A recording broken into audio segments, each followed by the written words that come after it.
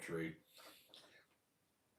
how much more shall these, which be the natural branches, be grafted into their own olive tree? Paul continues to illustrate the illustration of the olive tree. The olive tree is Israel with Abraham as the root. Some of the branches were cut off. The nation, as such, was rejected. God grafted in Gentiles, but not by their becoming Jews.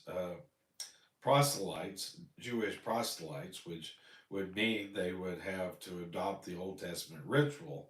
Rather, he cut off Israel and grafted in the church, including both Jew and Gentile, directly and immediately upon Abraham by faith.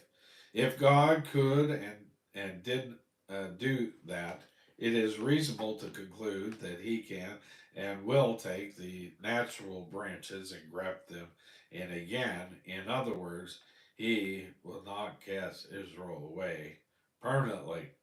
Verse 25, and would not, for I would not, brethren, that ye should be ignorant of this mystery, lest ye should be wise in your own conceit, that blindness is a part, uh, is in part, is happened to Israel, until the fulfillment, uh, fullness of the Gentiles be come in. The fullness of the Gentiles began with the calling of the church. Simon hath declared how God at the first did visit the Gentiles to take out of them a people for his name. Acts chapter 15 and verse 14. It will continue until the rapture of the church. Blindness and hardening of Israel will continue as long as the church is present in the world. The word mystery needs a word of explanation. In the ancient world, as of Paul's day, there were mystery religions. Today, it applies to a popular way to a story that has an unrevealing plot or person. It is used in neither of these ways. In the New Testament, the word is used to refer to what that which had been concealed but is not revealed. The mystery here is the identification of the fullness of the Gentiles, which was not a subject of of revelation in the Old Testament.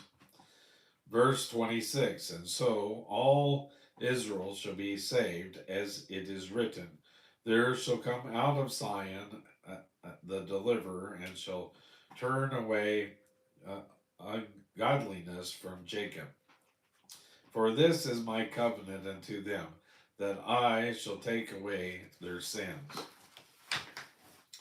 When Paul says all Israel should be saved, he does not mean every individual Israelite will be saved. It is the nation he has before us in this chapter.